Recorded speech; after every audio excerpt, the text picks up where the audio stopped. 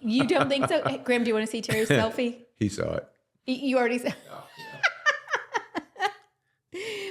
I'll just show everybody else the selfie. I'll send it to you. There it is. Chad. He's so good. It's awesome. Everybody knows my hair's not that long. I know, but that's the cool thing about Ringana. They have hair treatment.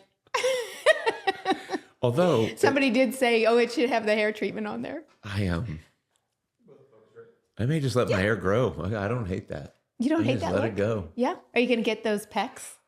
I got those pecs and those abs. That's all me, except for the hair. That's true. Sorry. Yeah, the only AI about I that. I didn't want to tell people. I didn't want to give them too much information. Yeah. Okay. See you in a minute.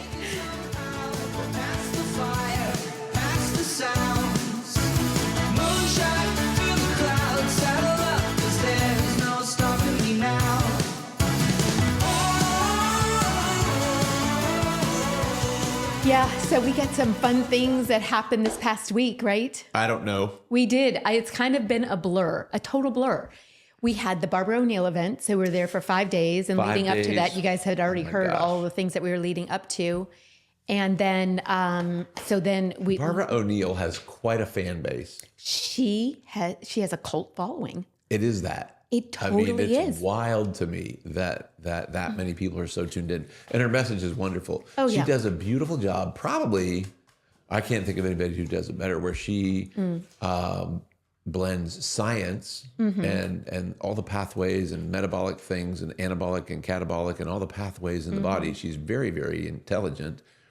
But she spins it in this way that's got this nice folksy. She's Australian, for one thing. That makes her kind of unique. All right. What are you doing? I'm taking a video. That's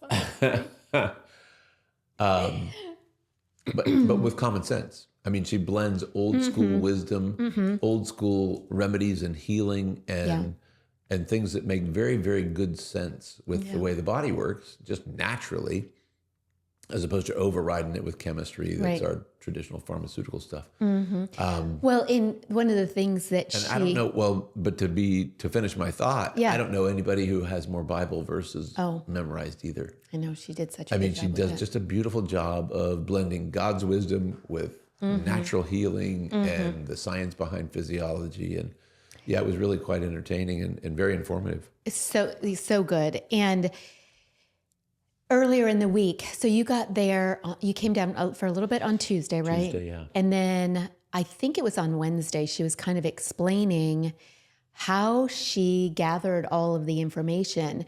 Because in our culture, we are not passing down those tried and true kitchen cures. Right. Those remedies that were, part of the culture. Yeah, families spend so little time in the kitchen now between running the kids to soccer and kung fu and So all let the me finish things. my thought. I'm sorry. That was last episode, babe. So what she had done, like the book that she created, she went around to the people that she knew to gather that information. What do you do for a bee sting? When the child has a fever, what do you do? And she was going to, the matriarchs of their villages, basically. She says she's from a rainforest, so I'm thinking villages, but maybe tree houses. I don't know. And then from that's how she started her first book, was just anecdotal information based on what worked. By training, though, right? Yes. So she's been in traditional healthcare in Australia. And knew that didn't work. And knew that there was got to be a better way. Yeah. So that it was really impressive, because one of the things that we talk about is anecdotal things, and people, they downplay that, like there's something wrong with that. But when you know that the research is paid for by people that want it to look a certain way, anecdotal information sometimes has more value than research-based information. Yeah, they'll say follow the science, and that got us in huge trouble. Oh, she's Did you hear her talking about the COVID things and what her thoughts were about that as well? The deception that came with that whole process. Yeah. Yeah, it was not good. It was a good week. It was a good week. Yeah, it was. And, it made me even more happy that my book, The Living Well Family Table, has been published because this is a foundational bit of information for people that don't know where to start. And that was one of the things that I saw throughout the week. They have all of this information, but they don't have a roadmap to actually implement it. Right. And this can be somebody's roadmap. I actually got a message from a really sweet friend of mine, Courtney. Hi, Courtney. And she said that it was really great and that she has already ordered her first week 1, meal planning and groceries. So that made me feel good. It's like, yes, that's exactly what I was thinking. That's exactly what God dropped on my heart. And it also felt really kind of, not to pat our own backs, but it felt really good to know that 80% of what we heard from her, we've been sharing and living with for 30 years. Yeah. Living well with. Common sense and anecdotal, but yeah, just natural things that we have shared and we have experienced. And to hear somebody from the stage say, here's how smart that was, kind of felt good. It did feel good. And then you guys, I was out there sharing the things that I do. I had the Radiant Reset there. I didn't have my new books available yet. They should be delivered on my doorstep tomorrow. But that's okay. So I shared the Radiant Reset, women that were looking for hormone support, weight loss support. That was fun. Also new information about a company that we're adding to our Living Well lifestyle portfolio called Ringana. I'm going to drop it right out there. Wow. Boom. And so sharing that information, I gave away a Wave watch for people that requested more information. And that was also really fun too. It was a busy week. It was a very busy week. Running our regular lives, plus putting this event on top of it. Yeah, we had Dr. Ben there doing screenings. I was hoping you were screening gonna say people that, for nerve interference right there on site. And if we had 3 or 4 people who needed to know, they were doing beautifully. Yeah, but 98% of the people that we screened and scanned, you brought our technology, our Surface EMG technology, and we could do screenings right on site. Yeah. If you or your workplace or your church group or your book club or your whomever would like to have a screening for neurological obstruction or stress, let us know. Dr. Ben is up for it. Yeah, absolutely. Did a great job. There are 500 people there. There are 500 people there. I was trying to estimate how many. After you spoke on stage, there was a mad rush for everybody that understood that the nervous system runs the show. And it's that chiropractic is not about just back pain. Everybody knows chiropractic is good for headaches or neck pain or back pain. That's easy. I wish everybody knew that chiropractic is good for digestive function, cardiovascular function, auditory function, all of it. It's what separates us from our funeral. Yeah. And so the better those nerve signals are being processed, the more efficiently your body does all the things it does, which is amazing. And that we take for granted until it isn't doing them. Exactly. And so that meshed in with Barbara's message beautifully. Yeah. And when I got done, because I had alluded to the fact that she was Australian when I was doing my bit. And then when she got on stage, she said, I love chiropractors. Yes, she did. Like, she did. Me too. Me what too. What are we going to talk about today, especially. We are going to talk about the myths behind MLMs. MLM, what's that mean? Martin Luther, MLM, Martin Luther. Actually, somebody told me something really horrible that they said MLM stands for. What? Oh, geez. And because I had posted something in my story. Well, then let's go to our version of what we're talking about today, because I think this could be one of our strongest episodes, because it is one of those opportunities for us to just share information without having to defend anything. Right. Yeah, we're not here to defend anything. One of the things, even about chiropractic, people have to defend their chiropractic decision. And it's like, wait a minute, hold the phone. What don't you understand about this thing called chiropractic? Right. Does the body heal itself? Does it regulate itself? Does the nerve system have anything to do with that? Those 3 foundational things make it easy. And then you know that nerve interference is bad, and anything that removes nerve obstruction or interference is going to be beneficial. That is chiropractic. So when people don't understand, the question is, which part of this do you not understand? Right. And we can talk about MLM the same way. Absolutely. Multi-level marketing is a blessing in 100 different ways. But kind of like chiropractic, it can have a bit of a less than desirable connotation. People are like almost embarrassed to say that they're part of a MLM, right? Which simply means multiple level marketing. So it doesn't mean multiple levels of Of what? Product quality, or I mean, I don't know. I'm not sure what is the negative connotation. I think that we'll walk through it. All right. Yeah, for sure. We'll start from the top. But it's not a pyramid scheme. That's usually the biggest thing. People think it's a pyramid scheme. And one of the things that, you and I have talked about before is at the top of any organization, like even here in the office, there's one person. Any business is pyramidal by design. Correct. There's somebody at the top always. The buck always has to stop someplace. And so there's the top person, Right. there's the middle people, the vice presidents maybe, and then you have some administrative assistants, you have the mailroom people, and it's very much of a pyramid.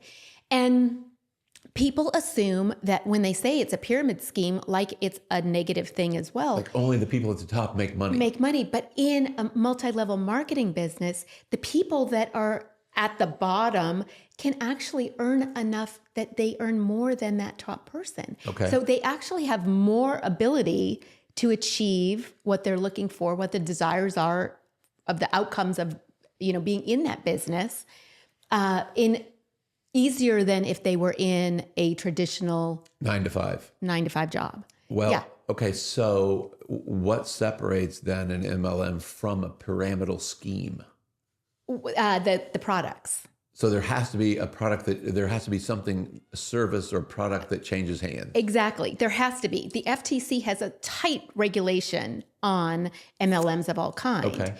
And so if people are recruiting, and some organizations have a really bad rap about, being an MLM because there are very aggressive recruiters. Join my team. So if you're recruiting and earning money just from somebody buying into the business, but you don't really have a product. It only costs you $7,000 to join my team. So one of the things as we, in your career as a chiropractor, you've had a lot of people come through here wanting you to join their business, right? Oh, yes. And one of the reasons, and we weren't negative against the joining the business, but when you look at the products, it's like, well, that doesn't fit with it doesn't align with our living well philosophy. Right. So anytime that I've been presented with that opportunity, that's what we look at first. It's about the products first. It has to be. It has to be. And if it doesn't because I align wouldn't with our share, values right? and our Exactly. vision, we can't sell something we don't own or use or feel good about. Right. Yeah. Like imagine if napalm had an MLM. Well, it's going to be good for somebody. But yeah, right. It's not like that. So when I joined Crunchy back in 2017, it was because I knew that toxin-free cosmetics and skincare was the missing piece with my nutritional clients. Well, it was also the missing piece in your own health. In my own health, because I was still having night sweats, mood swings, brain fog, weight gain. And what I realized was it was the products that I was putting on my body that were holding me back. Right. Because the minute I switched, like literally 2 weeks after I switched from my department store cosmetics, all those symptoms went away. Not the weight loss. For department store I cosmetics. did. Yes. Clinique. I love the white coat, and I believed them when they thought that they were the cleanest brand, because like that was what they marketed, was that they were, The white coat does not make a clean product. No. The uniform. No. And so multi-level marketing, so a lot of times it's a scam. People think it's a scam. Right. People think that it's a pyramid or a cult or manipulation. Okay. Manipulation level marketing or multi-level manipulation marketing. It is not what it is. The key to it is marketing, though. In other words, how did it start? Who started the MLM thing? Sorry. I know, because that was the thing. I'm like, how did that get started? But it was back in the 1920s, Carl Ronberg created Nutrilite, which was a vitamin company. Okay. And his friends loved it. They were seeing success with it in their own lives and in their families' lives, regaining health. And back in the 20s, it was there were a lot of things that were shifting industrially. And so, and that's kind of when, they started manufacturing food too, right? Okay. And so they, people weren't as healthy as they wanted to be. So then the vitamins were really helping them to get well. And so then instead of buying advertising, Carl had his customers just refer the products to their friends. And then the friends started buying based on their recommendation. Kind of cuts out the middleman. Cuts out the middleman. So They don't have to direct sell it selling to a all the store. way back Right. then. It doesn't have to sit on a shelf. They don't have to then advertise it, pay for advertising for it. Right. They don't have to find a place to store and stock it. They don't have to wonder if it's fresh Right. or how long it's been there. Right. So rather than have the middleman, it goes direct to consumer. Exactly. And so could we call it direct selling? Would that be better than? Sometimes people do call it direct selling. Yeah. That was a term that people actually kind of moved into, is direct selling. But it is still multi-level marketing. And that's where I'm talking about, like, that shame that comes with saying that you're an MLM or an MLMer. You know, that it's okay, we're shifting to direct selling. Some people call it relationship marketing. And that I love that, because it is, you know, we make these connections with people and then we share naturally the things that we really love. Right. And so it's all based on relationships. We don't, you know, most MLMers do not do any cold calling or sneak attacks where they set up home parties and then you think you're going there for a good time and then they launch into a sales presentation. That, I think those were the Amway days, you know, probably back 30 or 40 years ago. Amway's still a thing. Amway's still a thing. Yeah, that. it worked for them, right? And there is a certain, I won't say stigma, but a certain perception of, hey, I'm being invited to your house for, you know, dinner and drinks or snacks and drinks, but I'm going to pitch you. I'm going to pitch you a little something, something. Right. Yeah. Well, you're connecting to people and sharing something that matters to you. You're not selling them anything. In fact, I think it's easier to just say, I'm telling you, here's what I got. And I don't think you have to sell it. I think anything that you're sharing should sell itself. It's not about selling. Yeah. Although selling's not a bad thing either. Nothing happens in America until somebody sells something, right? Money does not change hands. Energy does not move until somebody purchases something from somebody else. Yeah. Whether it's that's exactly JCPenney's right. or, you know, BW3, whatever. Nothing moves here till somebody exchanges energy for a product or service. Yeah. And there's nothing wrong with that. Right. Yeah. But when you're working with a company that lets you share what you know to be beneficial, like if I had something that I thought would be just wicked good for you, would you want me to tell you? Yeah. Of course you would. Of course. And so I'm going to. And I need to tell you in a way that matters to you. If it doesn't matter to you, then we're wasting each other's time. But if you're problem solving, basically. Exactly. And one of the things that, like, as far as a filter for me, is it's something that I love enough that I wouldn't need to get compensation for to still share it. Yes. You know, do I like it that well? So looking for innovation, effectiveness. Okay. Is it worth the price? You know, anything that we would look for in the regular marketplace. If you tell somebody about a restaurant that you enjoyed, you are multi-level marketing for that restaurant. Yeah. It's not that big a deal. No. It just depends on how you spin it, I suppose. And there's nothing in it for you. Hey, you know what? We went to this really sweet little spot the other day, had a great meal, great drinks, great service. You should maybe try it. Yeah. 5-star reviews, that's multi-level marketing. Right. Yep, exactly. So, you know, making sure if you're looking for that. And one of the other things that I love about multi-level marketing is that it is a turnkey entrepreneurship. You can make it whatever you want. And you can still work your 9 to 5. And you can still work your 9 to 5 if you want to, or if you want to stay home with your babies, then this can be your full thing. And that's what we saw all throughout my previous company.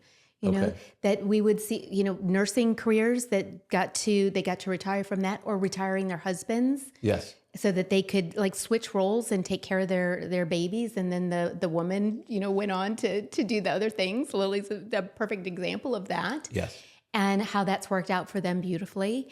And Yeah, then you've seen that a couple of times where husbands were actually able to come out of the workforce because the wife was generating enough revenue to survive for the family. Exactly. And we're not making income claims. Right. No.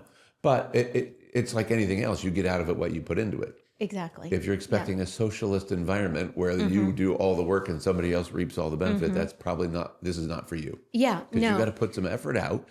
But when you're sharing things that you appreciate and will utilize anyway, and you get compensated for doing it, that's not a bad situation. No, it's a good situation. And so, you know, making sure that the company, you love the products. Like if you were looking for a business opportunity, making sure that you love the products, making sure that the company itself was stable. And there was some integrity behind it. Exactly. But, you know, we're exploring this new opportunity and we're just adding to it. We're not taking anything away. I will always be a crunchy girl. But the this is a 30-year legacy company that is from another country. They started in Austria. They're Okay. already in 35 other countries and have successfully made their way into these other countries, which is a really hard thing to do. A lot of times companies do really well in the country that they started in, but when they try to expand, whether it's because of the currency differences, exchange rates, and all that kind of thing, that they have a harder time doing that. It's not on the notes. No, I understand. And, so I think it's really important to understand what you're getting into. Like, you're partnering with these businesses. And so you want to make sure that they have a similar mission and vision that aligns with your purpose in life too, which is exactly what we loved about this opportunity. And, just integrating it in. They have supplements, they have a sports line, they do have skincare. And the thing that makes it unique is that fresh ingredient part that you were talking about in the beginning. It's like with a direct-to-consumer profile, you can have products that are made every other day, which is the way this business does it, shipped out immediately to the consumer, and have these products have a 6-month shelf life. So they're like powder, they're grown, powdered up, sent out, and then the customer takes them. The shelf life is limited, though, because they don't put poison in it. Exactly. They don't load it with preservatives. They don't load it with trash to keep it on the shelf. And so it's no different. Like the tomatoes that you saw at a farmer's market this week are not probably going to be the tomatoes you see next week. They're not going to schlep them back. They'll look horrible. They'll go bad. Yeah. So products that are fresh and designed to be consumed fresh don't stay on the shelf very long. And that's why even with your crunchy, it has a shelf life because the products are very, very organic and natural. The vitamins or any nutrients that we have here in the practice, same thing. I'm not going to sell something that'll stay on the shelf for 18 months. That's just not reasonable. If it'll stay on the shelf for 18 months, you're going to have a hard time digesting it and breaking it down and utilizing it. Exactly. And so then their supplements are whole food supplements. So it aligns very much so with the other products that we've used in the practice over the years. Not that we will get rid of those by any means either. This really is It's an addition. It is just an addition. It matches our philosophy of living well. And, but to be able to find something that has different innovative formulas, I love that. I'm very much of a botanical freak. I love seeing the This is true, by the way. ingredients. And it's some of the ingredients in these products I have never heard of before. Okay. Botanicals that I've never heard of because they're grown in other countries. So when they come to the United States, have I told you this part? So they're setting up a manufacturing plant in Roanoke, Virginia. Okay. They are rehabbing, and it's going to be an $85 million rehab on a Johnson & Johnson plant, which I think is so ironic. And then they are actually going to have the capability of growing these plants that don't grow here in their facility and then manufacturing them that way. I see. So everything is shipped into them. And it's a substantial investment. They are spending an extraordinary amount of money to bring this product to the U.S. So in 30 years, they have only been at the Austrian plant, and this is going to be their second set of roots that they're putting down in North America. So this will be their North America plant. And trust me when I tell you, I'm sure they have done their market research. Yeah. In other words, they would not plant a plant here if they didn't expect it to bear fruit. Yes. So it was interesting because of the way they purify everything. They were looking in different markets. Okay. They liked the Roanoke area, but what sold it for them was the quality of the water there, the purity of the water to start with. Interesting. Which even with their purification equipment, if they're starting with something pure, then it's not going to degrade those machines as quickly. Right. And so that's how they decided that they were going to do that. And so they're bringing 475 jobs to that market area. Okay. And that will be, that will open in a year, and that's where everything will come from at that point. In the meantime, they will be getting everything to a picking plant in the United States, and then things will be shipped out direct from there. I see. Yeah, which is really exciting. The other thing that I look for in an MLM, if you were comparing, is just the ethics behind the company too. Right. One of the things that I loved, I should have brought some of their things. One of the things that I love is the glass containers that they use are wrapped with an organic washcloth, an organic cotton washcloth. And then they use vellum to hold it all together, just a paper vellum. Okay. And one of the things that's great about that is they can change ingredients. If something's not working out or there's a complaint or somebody thinks this could be a little bit better, they can change the formulas on the fly without having, printed bottles that they're stuck with. Okay. But it is really, this is a testament to the company, I think. They have people with handicaps that come in and they do the wrapping of these so that they can earn a fair wage and have, their own purpose in life too. Absolutely. Yeah. So I love that they're thinking about that. And one of the things and you and Lily both actually, I know that you do a deep dive before you say yes to anything. How I ended up in your sphere, I will never know. I got under a lot of radars. But you and Lil, you do the homework. And so if it's something that you're endorsing or proposing, it makes it so much easier. And then, what do you say to people? Like even in this episode, there may be people who reach out to you and say, I want to know more about that. But what if they're like you? What if they want to also do the deep dive? What if they don't want to take your word for anything and they do their own deep dive? Yeah, I encourage people to do their own deep dive on all of it. Okay. When I introduced peptides 3 years ago to my community, that was a big risk for me because I knew what I knew, but I also knew what society was saying, and it was a risk to my reputation. And so I didn't take that lightly because people do trust us to bring 100%. truth. And so it's the same with anything that we talk about. And one of the things that Barbara kept saying over and over this week is, so many things scripturally align with the way we operate. And it's because we operate scripturally. She just knew it on, a memorized extraordinary level of detail. I'm an amateur on the scriptures, right? I will readily admit that. But I trust when God is nudging us in a certain direction. Yeah.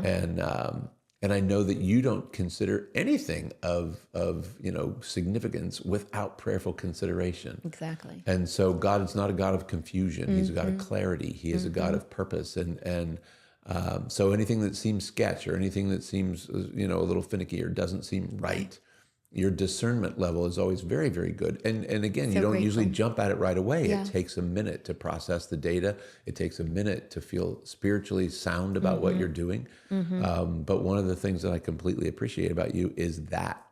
Thanks, babe. And I've learned over the course of time, because I can be a little more impulsive sometimes, and I can say, hey, I want to get this done now. And what will you tell me?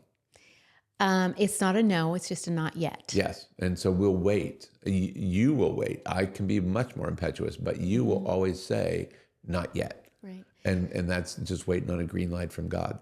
Exactly. And that's exactly what this is. We actually, Ringana came onto our radar back in January. Right. And that was 7 after, months now. Right. And that was after prayerful consideration over the last couple of years. What is very, I can't even use the word ironic because it's just, I think the word divine is a much more appropriate word here. Okay. But Ringana has actually been looking to be in the U.S. for 3 years. They've been planning for this November launch for 3 years. But it came it came into our awareness at exactly the right time that we needed it. A beautiful time. So we initiated some contact with Ringana in January, like, hey, heard that there might be a U.S. launch, and do you guys have a timeline? No, nothing.